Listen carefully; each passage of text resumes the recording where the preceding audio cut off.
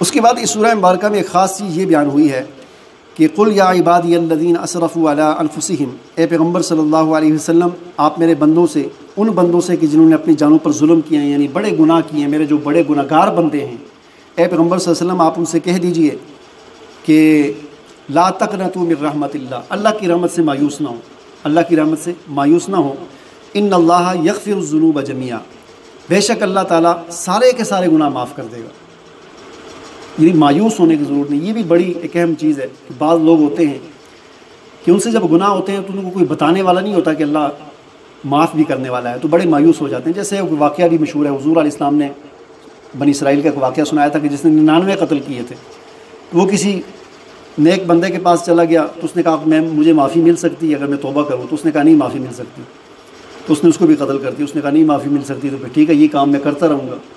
پھر وہ کسی نیک بندے کے پاس گیا تو اس نے اس کو سمجھایا کہ بھائی اللہ تعالیٰ تم توبہ کرو، اللہ تمہیں معاف کر دے گا۔ اس نے توبہ کر دی۔ یہاں پر یہ سمجھایا جا رہا ہے کہ مایوس نہیں ہونا، توبہ کرو اللہ تمہیں معاف کر دے گا، سچی توبہ کرو، دل سے توبہ کرو، یہ ارادہ کرو کہ آئندہ ہم نہیں کریں گے، اللہ تمہارے گناہوں کو معاف کر دے گا، انہ هو الغفور الرحیم۔ اچھا یہ توبہ کے بعد پھر کرنا کیا ہے؟ 3 باتیں، وَأَنِيبُوا إِلَىٰ رَبِّكُمْ، رجوع کرو اللہ کی طرف، انابت کرو اللہ کی طرف، وَاسْلِمُوا لَهُ مِن قَبْلِ أَن يَأْتِيَكُمُ الْعَذَابُ، اور پھر فرما بردار بن جاؤ، پھر اس کے بعد آئندہ کے لیے واقعتاً فرما بردار بن جاؤ اس عذاب کے آنے سے پہلے۔ دوسرا کام یہ کرو کہ وَاتَّبِعُوا أَحْسَنَ مَا أُنزِلَ إِلَيْكُم مِّن رَّبِّكُم مِّن قَبْلِ أَن يَأْتِيَكُمُ الْعَذَابُ،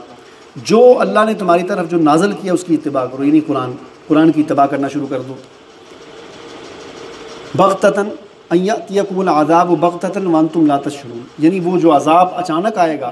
موت اچانک آئے گی، قیامت اچانک آئے گی، یہ جو اچانک آنے والی جو چیزیں ہیں ان کے آنے سے پہلے اللہ کی طرف رجوع کر لو، فرما بردار بن جاؤ اور قرآن مجید کی اتباع شروع کر دو، تو تمہارے اللہ تعالیٰ سارے گناہوں کو بخش دے گا، تمہیں معاف کر دے گا، تو مایوس نہیں ہونا۔ اس کے بعد آگے قیامت کا ذکر ہے کہ سور جب پھونکا جائے گا تو جو ہے وہ قرآن مجید میں 3 طرح کا قیامت کے حوالے سے ذکر آتے ہیں کہ ایک جو نفخہ اولا ہے اس کو نفخہ فضا بھی کہا جاتا ہے، ایک ہے نفخہ ساق، اور ایک ہے نفخۃ القیامہ، اور ایک ہے نفخۃ الساق، اور ایک ہے نفخۃ الفضا۔ تو جو سور پھونکا جائے گا تو اس سے گھبراہٹ ہوگی، یہ چیزیں ہلنا شروع ہو جائیں گی، سورج چاند ستارے ٹوٹنا شروع ہو جائیں گے، جس کا ذکر پیچھے اس میں بھی ہے کہ انسان پر ایک نشے جس طرح ہوتا ہے نا کہ انسان اس طرح گھبرایا ہوگا کہ لوگ سمجھیں گے شاید وہ نشے میں ہے، لیکن وما ہم بسکارا، نشے میں نہیں ہوگا، وہ خوف ایک ایسا ہوگا قیامت کے واقع ہونے کا کہ انسان اس طرح لگے گا جیسے مدہوش ہے۔ پھر اس کے بعد دوبارہ نفخہ ہوگا، یعنی دوبارہ پھر جو ایک زوردار قیامت کے وقوع کا واقعہ ہوگا اس میں سارے لوگ مر جائیں گے، اور پھر اس کے بعد پھر دوبارہ سور پھونکا جائے گا تو سارے لوگ کھڑے ہو جائیں گے، زندہ ہو جائیں گے، اور قیامت شروع ہو جائے گی۔ اللہ تعالیٰ سے دعا ہے کہ اللہ تعالیٰ ہمیں عمل کرنے کی توفیق عطا فرمائے۔